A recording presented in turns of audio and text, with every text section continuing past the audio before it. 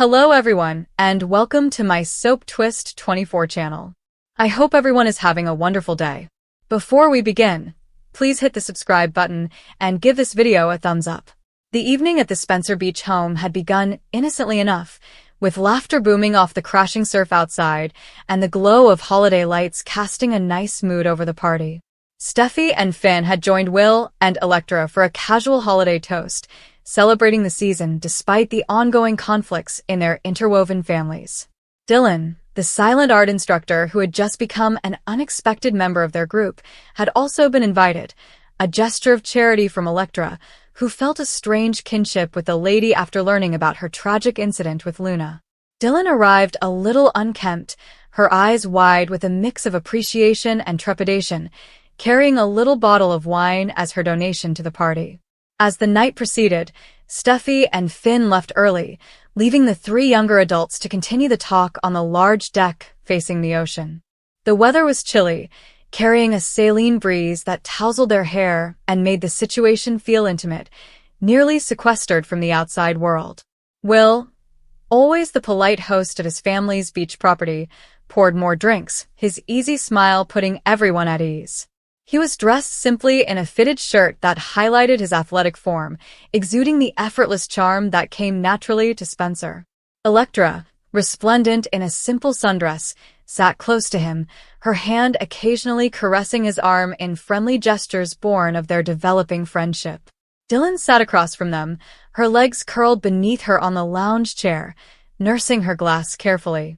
She had opened up a little during the evening, disclosing fragments of her terrible past, the loss of her job stability following the accident, the guilt that kept her awake at night, and now, delicately hinted at through her evasive responses, the reality that she had been living out of her car for weeks. Will had noted earlier that her vehicle, sitting in the driveway, was stuffed with blankets, clothes, and personal items that screamed temporary refuge. He hadn't said anything then, but the discovery stuck in his thoughts, triggering an unexpected protective feeling. As the talk progressed, Dylan became increasingly intrigued to Will. Something about him, his confidence, his kindness without pity, the way he listened closely without passing judgment, made her feel noticed for the first time in months. She laughed a bit too loudly at his jokes, leaning forward as he talked, her gaze drawn to the contour of his jaw or the way his eyes crinkled when he grinned. Electra noticed, but dismissed it as insignificant. After all, Dylan was fragile, and Will was simply being supportive. When the stars became more vivid in the sky, Will advised they go indoors to avoid the cold. The living area was warm, with a fire burning on the fireplace and soft music playing in the background. They sat on the wide couch, Dylan between Will and Electra, but closer to Will. The conversation shifted to personal topics such as dreams, fears, and life goals. Dylan elaborated on her isolation, explaining how the disaster had upended everything and left her adrift. Her voice softened and cracked slightly, and Will immediately reached out and placed a calming hand on her knee. "It'll be fine," he whispered softly, his contact lasting a second longer than required. "You're not alone anymore." Dylan's breath stopped the contact, and a spark ignited in her that she hadn't felt in years.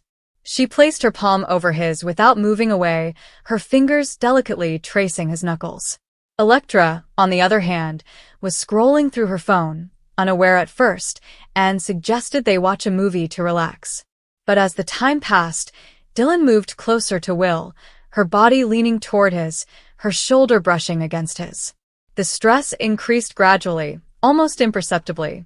Dylan openly commended him now. "You've been so kind to me, Will." No one else is bothered, her voice low and husky, tinged with something more than appreciation. Will smiled, little uncomfortable but complimented, his Spencer charisma shining through as he bantered back. Electra laughed, lightening the air, but Dylan's stare remained fixed on Will. As Electra excused herself to the kitchen for more food, Dylan grasped the opportunity. She turned completely toward Will, her hand gliding from his knee to his thigh in a daring caress that caused his eyes to open slightly. "I don't know how to thank you," she said quietly, leaning closer, her lips parting as she closed the distance. Will hesitated, his thoughts turning to Electra, But the draw of the moment, the illicit thrill, the vulnerability in Dylan's eyes, drew him closer. Their lips met in a cautious, exploratory kiss, which deepened as Dylan's hands crept up his chest.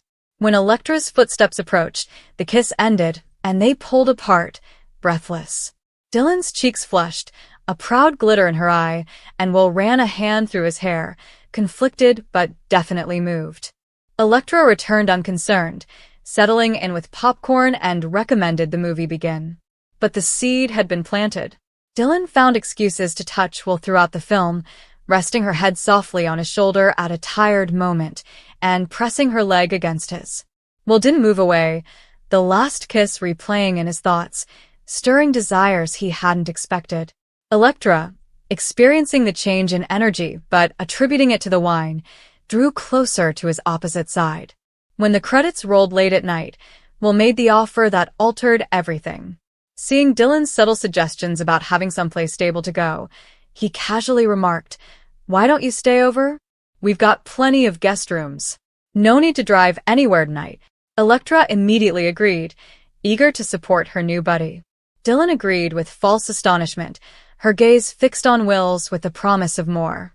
Electra retired first, kissing Will goodnight and going to his chamber, expecting him to follow soon.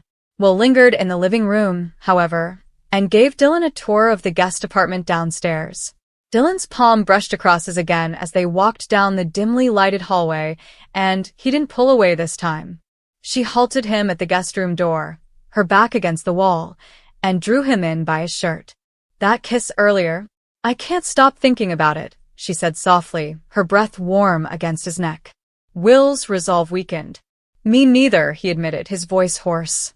He cupped her face and kissed her deeply and passionately, letting out all of the evening's stress.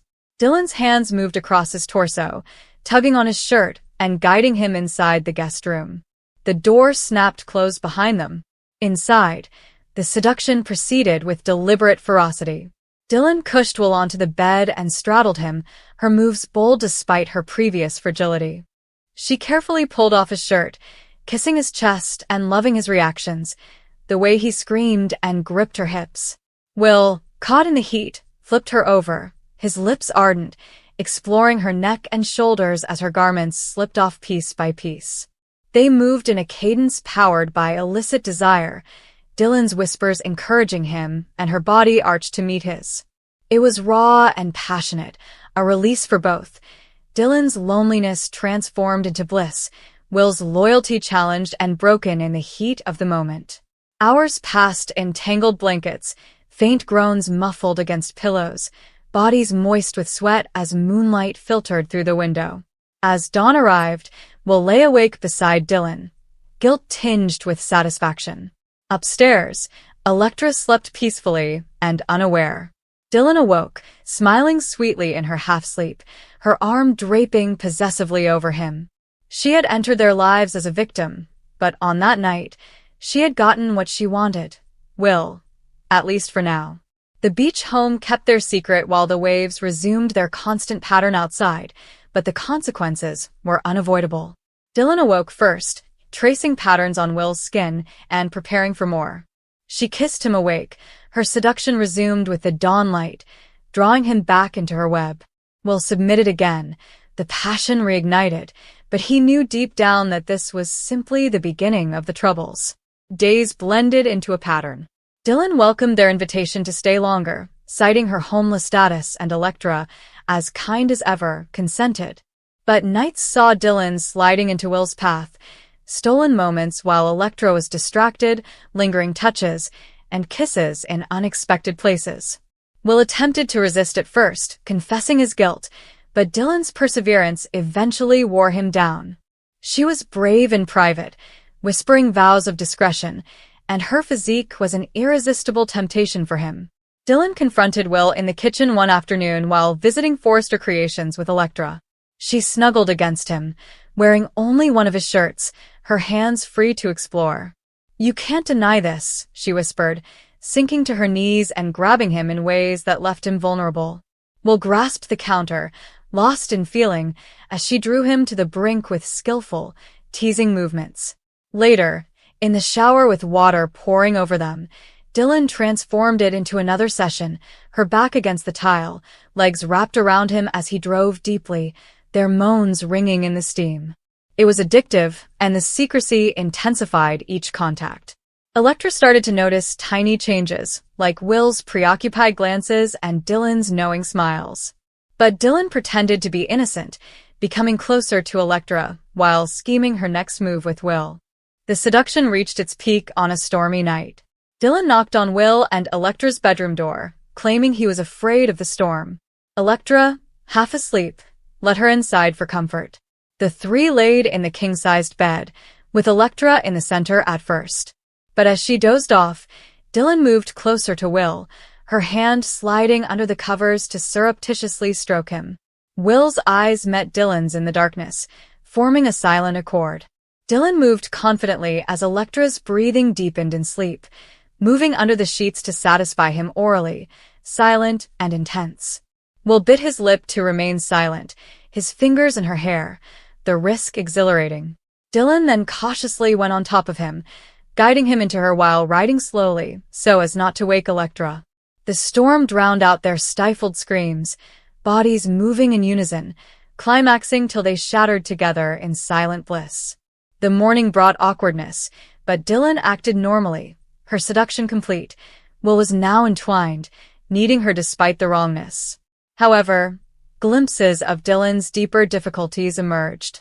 She occasionally watched Finn from afar, her passion probably larger, but what was her primary focus? She exploited events to be alone with him, making each encounter more daring. On the beach at nightfall, in the pool under the stars, even taking quick chances within the home. Will professed his feelings for Electra, but could not stop with Dylan. The affair devoured him, with Dylan's daring approaches keeping him hooked. The beach cottage transformed into a secret den over the course of several weeks. Dylan had seduced Will not only for one night, but for a lifelong passion that jeopardized everything. Her vulnerability was the bait, her yearning the hook, and Will was securely hooked. The story began softly, but soap operas never remain secret for long. Whispers, glances, and a misplaced item, clues accumulated. Dylan delighted in her control, wooing Will repeatedly, each time more possessively.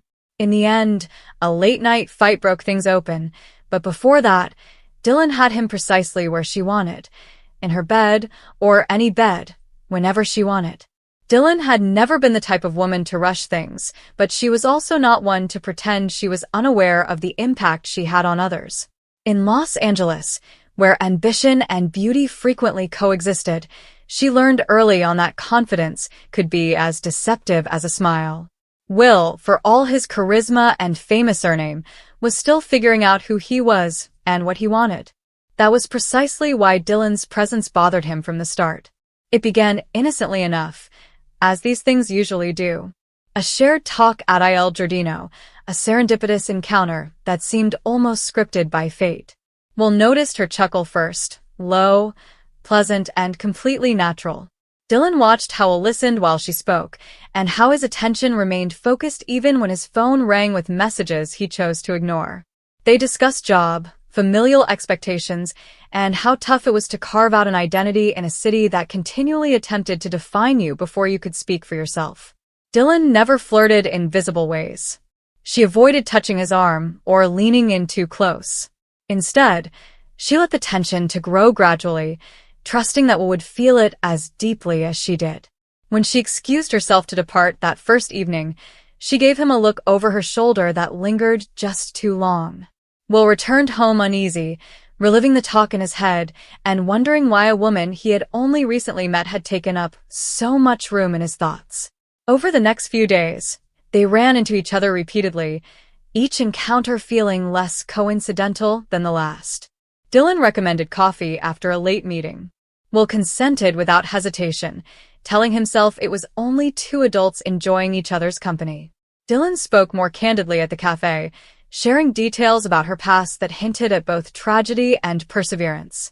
Will found himself opening up in response, discussing the strain of upholding his family's legacy and the anxiety of making the wrong decisions. Dylan did a great job of making Will feel seen. She did not interrupt him or attempt to solve his concerns. She simply listened, her gaze steady and her countenance serious. When he finished speaking, she complimented him on his honesty. The compliment was modest, but it hit home. Will knew that his attraction to Dylan was more than simply physical. Few people have ever made him feel understood like she did. The transition from emotional connection to irrefutable desire occurred quietly. A long pause in discourse. A shared smile that seemed to carry an unspoken message. Dylan offered a walk along the beach one evening, which seemed casual but was full of intention. Will agreed, his nerves tingling as the sun dropped below the horizon. As they strolled, the discourse relaxed, shifting away from serious themes and into playful mocking. Dylan chuckled at Will's self-deprecating humor, gently nudging him with her shoulder. The touch was brief, but electrifying. Will's heart raced as he realized how close they were standing, the ocean air, and how the world appeared to narrow down to just the two of them. Dylan was patient. She did not rush to kiss him or force him into a situation he was unprepared for. Instead, she let the silence stretch, allowing the chemistry to speak for itself. When Will eventually stopped walking and turned to face her, she lifted an eyebrow, a silent request to say or do something. He hesitated, then stated that he had not expected to be drawn to someone so immediately. Dylan smiled gently and knowingly. She explained to him that attraction did not always follow logic, and that the best moments came from letting go of expectations. She took a step closer, close enough for Will to feel her warmth, close enough that leaving would have seemed like a loss. Still, she waited, giving him a choice. Will leaned in and kissed her gently, tentatively, with curiosity rather than assurance. Dylan replied gently, matching his beat, her hand resting lightly on his chest. The kiss deepened spontaneously, not because any of them pushed for it, but because it felt good. When they eventually parted, they were both happy and little breathless. They did not go home together that night. Will respected Dylan's suggestion to take things one step at a time. In reality, the restraint strengthened the relationship.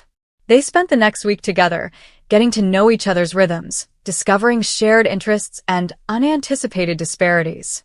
Dylan showed Will areas of the city he'd never seen before, and Will introduced her to aspects of his life that he rarely shared with others. The seduction, if you can call it that, was never about manipulation. It was about building trust and creating a safe atmosphere for desire to flourish. Dylan was attentive, but not overwhelming. She sent meaningful letters, noticed minor details, and made Will feel like he was important. Will, for his part, couldn't stop thinking about her, thrilled for each new time they had together. The night, everything changed softly. Dylan called Will over for dinner, stating she would prepare for him. He arrived with a bottle of wine, nervous like he hadn't felt in a long time. Her apartment was warm and pleasant, with soothing music and a comfortable aroma of food. They spoke while cooking, moving effortlessly around each other in the little kitchen, brushing by with smiles that hinted at what they were thinking. Dinner was unhurried. They laughed, told stories, and let the evening flow spontaneously. When they moved to the couch, the atmosphere changed again, becoming more intimate. Dylan put her head on Will's shoulder, and he wrapped his arm around her without thinking. The intimacy felt natural, unavoidable. Dylan turned to face him, her expression open and genuine. She wondered if he was prepared, not only for the physical proximity, but also for what it would imply emotionally. Will appreciate the inquiry and the thoughtfulness behind it. He told her he wasn't sure where things would go, but he knew he wanted to find out with her. That was sufficient for Dylan. She kissed him again, this time with more confidence, slipping her hand into his hair. Will replied excitedly, the weeks of strain suddenly relieved. They moved together without haste, allowing each moment to build on the previous one. When they eventually made their way to the bedroom, it felt more like a joint decision, a shared understanding, rather than a seduction. The details of what happened next didn't have to be said aloud to be relevant. What was important was the connection, how they remained attentive to one another, and how trust guided every move. Will found the event transformative, not because it was dramatic or impetuous, but because it was founded in reality. After that, they slept together, conversing softly, with the city lights blazing beyond the windows. Dylan traced absent-minded lines on Will's arm, and he realized he felt more relaxed than he had in weeks. There was no awkwardness and no regret, just a sense of intimacy, promising more to come. That night's influence persisted for days. Will found himself more confident and centered. Dylan stayed there, neither withdrawing or altering her conduct now that they had crossed the line. If anything, she looked more open and invested in what they were creating together. Of course, in a world like theirs, nothing remains easy for long. Outside pressures and lingering secrets threatened to complicate matters, and both were aware of the obstacles ahead. But the foundation they had built, slowly and deliberately, provided them with something sturdy to stand on. Dylan's decision to bring Will into her world was not about conquest or domination. It was about recognizing a worthwhile connection and allowing it to develop naturally. Will's attraction to Dylan was not about succumbing to temptation, but about choosing vulnerability and opportunity over fear. As their story progressed, one thing became clear. What had begun as a subtle dance of glances and discussions had evolved into something considerably more profound. And no matter what challenges awaited them, the way Dylan and Will met would be remembered as a watershed moment, one founded on understanding, patience, and true desire rather than haste.